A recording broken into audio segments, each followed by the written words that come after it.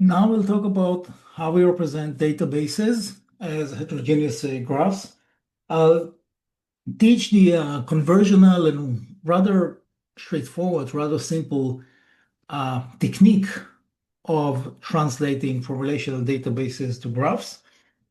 This technique is called the row to node. We'll see immediately why, and there are you see here some references to important papers, very popular, that use this conversion. And again, this is the conventional one, and we use it throughout the course. So row to node. Why row to node? Because essentially every row becomes a node. Every student row becomes a student row. Every take the row becomes a take node, and so on. The label of the nodes of each node is the label or the name of its relation. The content, what happens to the content? Well, the content becomes the features of the node. Every value is encoded first in some numerical manner, and then this goes into into one encoder that combines all of these encodings, individual encodings into one feature vector. Okay, the edges, they are essentially defined or implied by the foreign keys, and the labels of these edges are essentially the foreign keys themselves. Okay, so this is the general idea. Let's make it precise and formal. So we start with value encoding because, as I said, we need every tuple to be represented as a numerical vector, and for that we need every cell, okay, to be represented as a numerical vector, and for that we need to encode the value of the cell. Now, the encoding itself depends on the type of the value, okay, and different types have different encoding techniques or encoding schemes. Okay, you can think of text, numbers, categories, and these are typically referred to as modalities, different modalities of the data. Now, you do not need to come up with your own encoding or program, things that you see in the literature, typically because you have off-the-shelf encoders in standard machine learning libraries like PyTorch and the scikit-learn. They have their extensions that allow for these embeddings or encodings, and then you can also change it and do something yourself. Okay, so let's see some prominent examples of encodings. So one of the challenging modality or one of the challenging type of values in tabular and relational machine learning is that of the categories. Okay, it's not clear how to deal with the categories, how to represent them as numbers. So here we have a rather simple example. We have three categories: undergrad, master's, and doctorate. How do we encode that as a feature vector, as a vector of numbers? Okay, so one way would be to say, well, there is some natural ordering between them, say by seniority. Undergrad, then master's, then doctorate. Then we can encode them by 1, 2, 3, which is fine, but it's not always the case that you have some, ordering, some natural ordering. And if you impose some arbitrary ordering, that can actually confuse the machine learning algorithm because it can identify categories as closer than other categories, not for semantic reasons, but just because you decided to give them one number or another. So a way to avoid it is by one-hot encoding. You associate with each value a position of the vector, okay, and then you write one in the actual value. So here UG is the value. So we have one in the first column corresponding to UG, and the others are 0. And master is the second, so you write it as 0, 1 for masters 0. Okay, so that's another technique. Sometimes, you have like too many categories or categories are too detailed. So one hot is not a good option. And what people are doing is that they design or use specialized embeddings for the specific categorical data that they have. And this is something that you can learn or again take something that is already pre defined. You can optimize some function. Basically, you want these embeddings to reflect the semantics of the category. Closer categories have closer vectors and so on. That's usually the concept of an embedding. We'll see that a lot in the course. We have a module that is dedicated to embedding. Okay, numerical value. On the face of it, you say, okay, if I have a numerical value like the height, then you can just write it as is. Why do you need to do anything with that? But still, for some models, it is important that these numbers are normalized. So they might be scaled, to numbers in 0, 1, for example.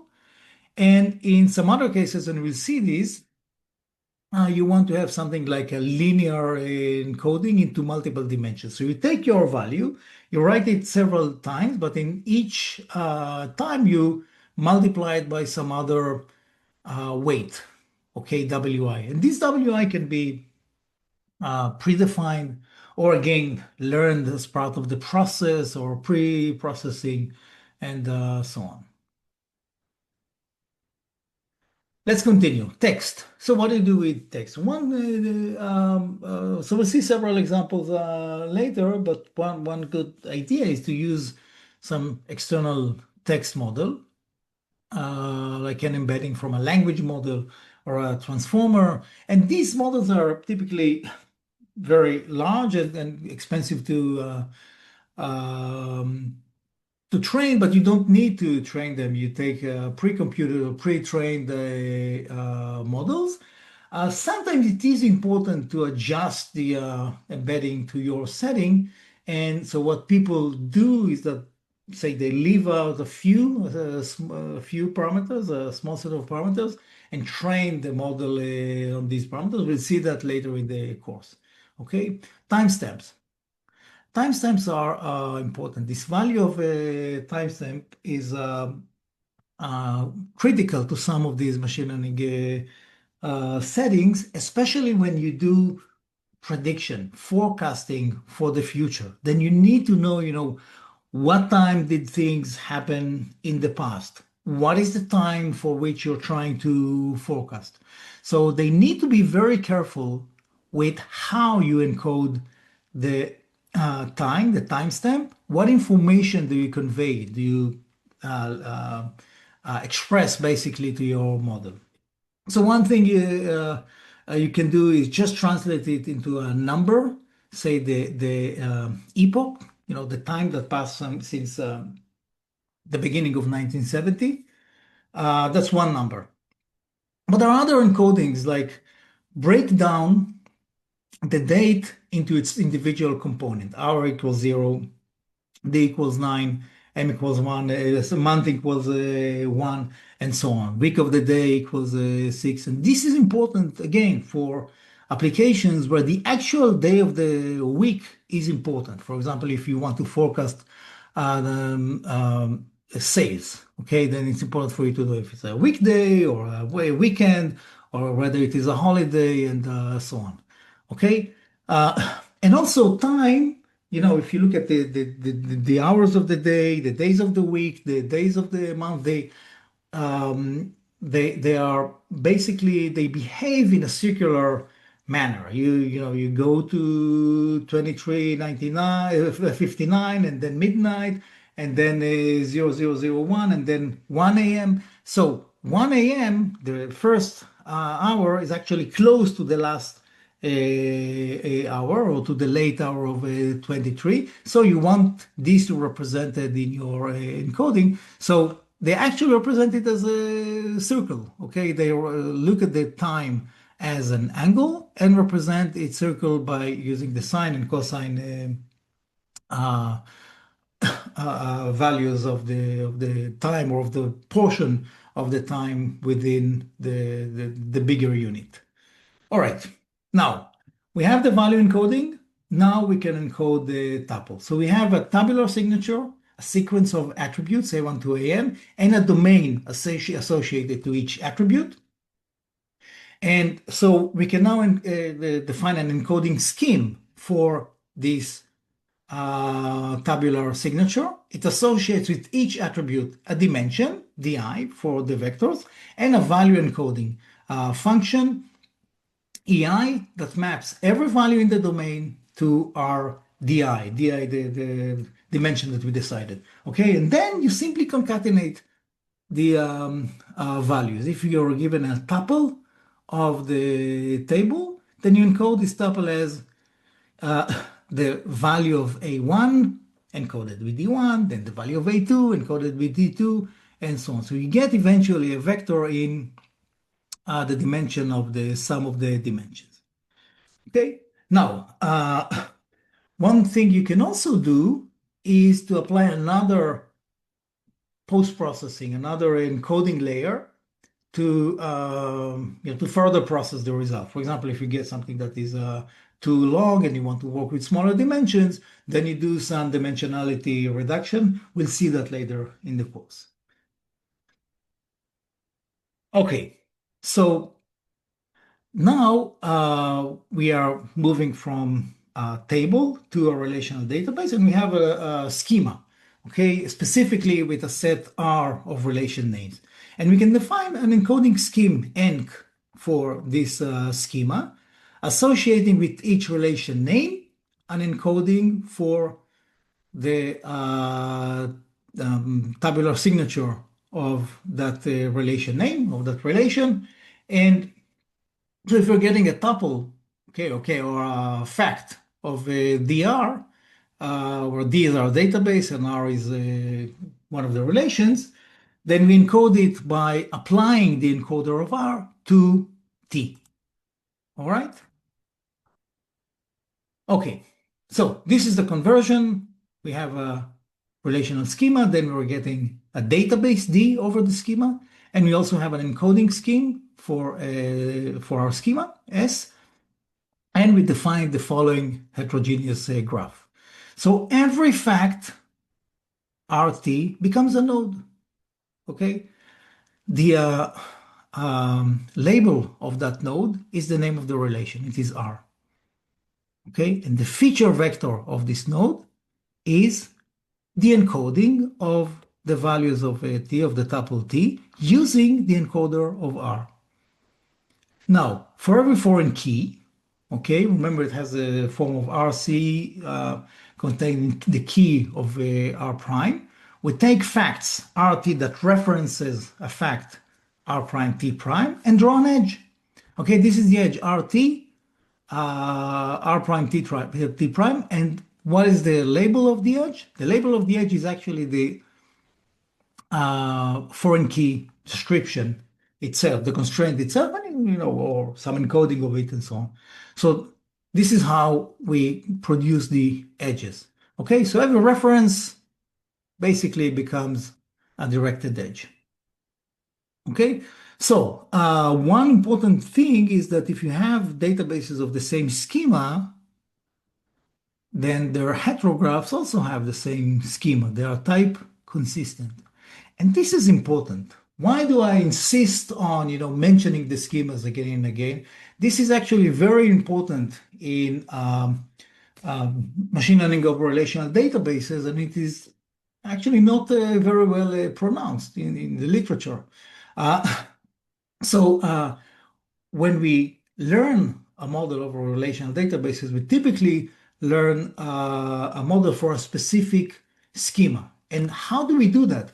So we convert the database into a heterograph, and we learn a model for this heterograph, but not for every heterograph, but rather, a model for heterographs of that specific schema that we obtain from the relational schema. Okay, so we start with a relational schema, we map it into a heterograph schema, and we learn a model that is specialized to that heterograph schema. And so it is important that we live in the context of a schema, both in the relational case and the graph case. Okay, and how do we apply this mapping? So we start with this schema, our signature key and foreign keys, and we have an encoding scheme. So the schema is very simple. The set of node labels is R. The set of edge labels is the set of foreign keys. M maps to each edge label phi, it's a foreign key. The source type R and the target type S. Very simple. Edges of type phi connect R nodes to S nodes. Okay, and delta that mentions the dimensions simply associates to each relation name the dimension of the output as defined by the encoder of this relation R. Okay, now one important thing to know is that by applying this conversion, we do make some decisions here. In particular, there's this property of many to one. Basically, if you look at a node and the outgoing edges of that node that correspond, that have the label of a foreign key, you can have at most one outgoing edge of a given type, over a given foreign key. Okay, and this is simply by the way we define this conversion, nothing special here. And in particular, you have properties like, the out degree of a node is bounded by the number of foreign keys from the node's relation. This is not a general graph, but rather a graph with special properties, okay? And then we construct certain types of graphs, and some of the machine learning algorithms are actually sensitive to these kinds of conversion. In some cases, your data might correspond to different types of edges, and so some other conversions have been studied. I'll just mention, a few so that you'll know, the context. This is not the only conversion that people looked at, but one of the issues is indeed this many to one case. So another one is row to node, either node or edge. So in this technique, people say, well, some of these relations, we might identify them as actually edge relations and not node relations. So we do not draw nodes for the take relation, but rather we identify that since it has two foreign keys, SID and CID, we make direct connections between the corresponding SID and the corresponding CID. Okay, so this row becomes an edge rather than node. Okay, which direction? I don't know, but we see that for common models like graph neural networks, this is not really important. And what about the features that are in this relation of the take, semester, year, and so on? Well, they can be encoded as edge features. Remember, we said that we won't deal too much with the edge feature, but this is a case where you want to use edge features. And there are other techniques like Capuccio et al. In the MD paper, they said, well, not only that every fact will become a node, but also every cell becomes a node. And we connect a fact to its cells. That's another representation, and we'll talk about it actually later in the course. Okay, so we will use row to node. Okay, the simple conversion that I taught, that I gave. And again, this is most studied in the literature of deep learning over relational databases. And it's important that you understand it because we'll use it again and again throughout the course. That's all.